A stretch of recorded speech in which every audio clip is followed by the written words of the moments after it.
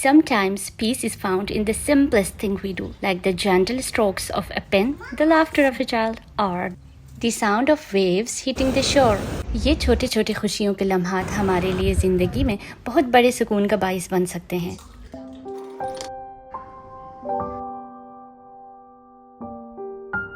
आज मैं आपके साथ अपनी 5 ऐसी एक्टिविटीज़ शेयर करने वाली हूँ जो मेरी ज़िंदगी में पीसफुल साबित होते हैं हमेशा, और मेरी मेंटल हेल्थ के लिए और मेरे मूड को अपलिफ्ट करने में मददगार साबित होते हैं। जब भी मैं लो फील करती हूँ लाइफ में, तो जितने भी मेरे पेंडिंग काम होते हैं मैं उनको फ़ौरन छोड़ देती हूँ, क्योंकि उनमें मेरी इंटरेस्ट ही नहीं रहती और मैं अपने पसंदीदा काम करने लग जाती हूँ, जिनमें सबसे मेरा फेवरेट हॉबी है कैलीग्राफी। ये एक ऐसा काम है जिसको मैं कभी करते हुए थकती नहीं हूँ। बचपन से ही मुझे कैलीग्राफी का बहुत ही शौक था और हमारे प्राइमरी स्कूल में भी हमें कैलीग्राफी करना सिखाते थे। एक स्पेशल मड की बनी हुई इंक होती थी, एक वुडन बोर्ड होता था छोटा सा, और DIY वुडन कैलीग्राफी पेन से हम उस पर लिखा करते थे, क्योंकि हमारे पास कैलीग्राफी के पेपर्स नहीं होते थे। बिल्कुल ऐसे ही आज भी मुझे कैलीग्राफी करनी थी, लेकिन मेरे पास कैलीग्राफी के लिए कुछ भी नहीं था, तो मैंने इन पॉप्सिकल को यूज करके DIY कलम बना लिया। For me there is something deeply coming about the art of calligraphy. तो अर्शान की इन कलरफुल स्टिक्स को लेकर कलम बनाने मेरे लिए कोई मुश्किल नहीं था, क्योंकि मैंने पहले से ही रिसर्च किया हुआ था कि किस तरह से इसको बनाया जाता है। सो इवन दिस कलम जिसको मैंने अपने हाथों से बनाया है connects me more even to the act of the writing. जैसे ही मैं आहिस्ता आहिस्ता हर हर्फ को शेप में लाती हूँ और अल्लाह ताला के खूबसूरत नाम को लिखने की कोशिश करती हूँ, मुझे सुकून महसूस होता है। हर लफ्ज़ मेरे लिए खामोश दुआ की तरह है, शुक्र गुजारी और मोहब्बत का इजहार, ख़ास तौर पर उन लम्हों में जब मैं खुद को डूबती हुई महसूस करती हूँ और अपने इर्द गिर्द में बिल्कुल बेखबर हो जाती हूँ। मैं इतना डीपली कनेक्ट हो जाती हूँ कि मैं सब कुछ भूल जाती हूँ। हर लफ्ज़ मुझे ये एहसास दिलाता है कि there is a superior power जो कि आपको साइलेंटली देख रहा है, आपको गाइड करेगा और आपको कभी गिरने नहीं देगा। अभी मैं कैलीग्राफी कर ही रही थी कि हमारे घर में बहुत सारे बंदर आ गए, जो कि हमेशा आते रहते हैं, और जब भी आते हैं तो ये परिंदों के सारे दाने खा के चले जाते हैं। इसीलिए मैंने फ़ौरन अपना काम समेटा और घर के अंदर चली गई। मेरी कैलीग्राफी कोई ख़ास नहीं है, लेकिन ये कि मैं ये इसलिए करती हूँ कि मुझे कैथारसिस मिलती है।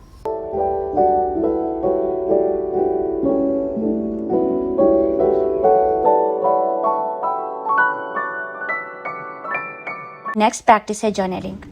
अपनी फीलिंग्स को हूबहू किसी कागज़ पर उतार दे, बगैर किसी चेंजेस के, बगैर किसी फिल्टर लगाए हुए। कभी कभी ऐसा होता है कि हम अपनी उदासियों को, अपनी नाउमीदियों को और अपनी नेगेटिव फीलिंग्स को अंदर दबा के रखते हैं, और दबते दबते एक दिन ऐसा आता है कि यह लावा फट जाता है। तो अपनी फीलिंग्स अगर आप किसी के साथ शेयर नहीं कर पा रहे हैं तो जर्नलिंग करें, लिख लें उनको, चाहे उन्हें बाद में फाड़ कर फेंकना ही क्यों ना पड़े। जब मैं अपनी फीलिंग्स को और थॉट्स को लिखने बैठ जाती हूँ तो it's like I am releasing them. अपने दिल और दिमाग में उनको ट्रैप करके रखने से अच्छा है उनको बहने दे। कागज पर डायरी लिखना मेरे लिए ऐसा है कि जैसे कि मैं अपने ख्यालात को समझने की कोशिश कर रही हूँ और अपने जो फीलिंग्स है, अपने एहसासात को आज़ाद करने की कोशिश कर रही हूँ। So it's my way of self compassion and healing.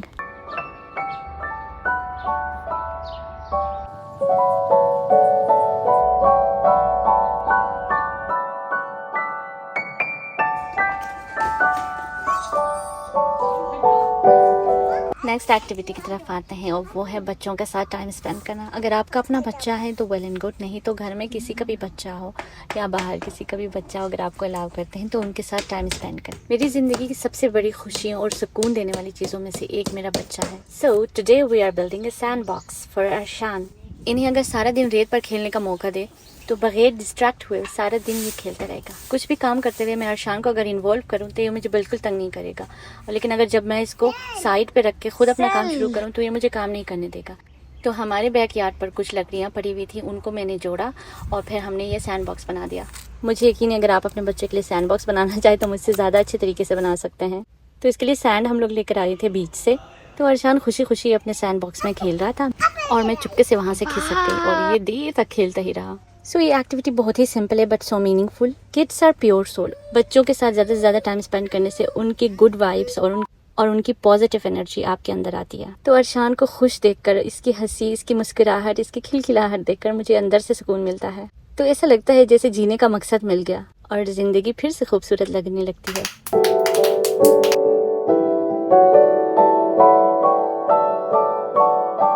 गौर व फिक्र करना बहुत अच्छी चीज़ है, लेकिन जब आप एक खूबसूरत जगह पर नेचर के करीब होकर वॉक करते हुए कंटेम्पलेशन करते हैं तो ये आपके मूड पर बहुत अच्छा असर डालता है।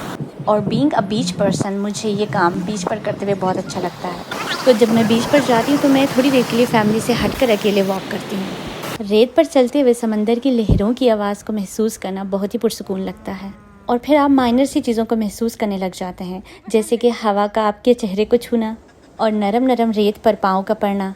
तो मेरे लिए ये मौका ऐसा है जहाँ पे मैं अपने आप से दोबारा कनेक्ट होने की कोशिश करती हूँ। तो आपको जहाँ अच्छा लगता है आप थोड़ा वॉक ज़रूर करें और अपने माइंड को पुरसुकून करें, और जो चीज़ आपको तंग कर रही है उसे थोड़ा हट के सोचें।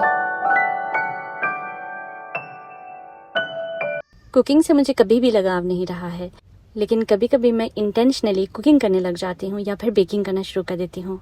यकीन जाने इससे माइंड डिस्ट्रैक्ट होता है और आप अच्छा फील करने लगते हो। आप कंप्लीटली इंग्रेडिएंट्स को मिक्स करने, उनको केयरफुली डालने में लग जाते हो, और ऊपर से किचन से आपकी फ्रेश बेकिंग की खुशबुएं आने लग जाती हैं, तो आपको अच्छा एहसास दिलाती हैं। जब अपनी फैमिली के लिए कुछ बनाते हैं, कुछ नया कुछ क्रिएट कर लेते हो और ऊपर से वो अप्रिशिएट करते हैं, झूठ मूठ ही सही लेकिन आपको खुशी मिलती है। तो मुझे शौक है डिज़र्ट्स बनाने का। कभी वो अच्छे बनते हैं, कभी नहीं बनते। तो ये जो केक मैं बनाने की कोशिश कर रही हूँ ये बहुत ज़्यादा डिलीशियस बनती है, लेकिन ये कि हम लोग ज़्यादा मीठा नहीं खाते और इस केक में बस चॉकलेट ही चॉकलेट होना चाहिए, अदरवाइज ये टेस्टी नहीं लगेगा। बस डेथ बाय चॉकलेट कर लो और ये अच्छा बनेगा, क्योंकि ये है ड्रीम केक। एनीवे, कहने का मकसद यही है कि जब भी आप लो फील करें तो वो काम करें जो आपको खुशी और सुकून देता है। हर किसी का अपना तरीका होता है अपने मुश्किल वक्तों को आसान बनाने का, अपने डिप्रेशन को या स्ट्रेस को कम करने का। तो आपका क्या तरीका है, आप क्या करते हो जब आप लो फील करते हैं, मुझसे कमेंट में ज़रूर शेयर करना। I would definitely love to know them. बस ये उम्मीद रखनी चाहिए कि ज़िंदगी में मुश्किल तरीन वक्तों में भी कोई ना कोई ऐसा लम्हा ज़रूर होता है जो हमारे लिए सुकून का ज़रिया बन सकता। आपके साथ इस वीडियो को शेयर करने का मकसद भी यही है कि आपको भी ज़िंदगी में खुशियाँ ढूंढने के रास्ते मिले। वीडियो अगर पसंद आए तो लाइक ज़रूर करना। अगर सब्सक्राइब नहीं किया है मेरे चैनल को तो सब्सक्राइब भी ज़रूर करना, और साथ में अपना बहुत सारा ख्याल रखना। अल्लाह हाफ़िज़।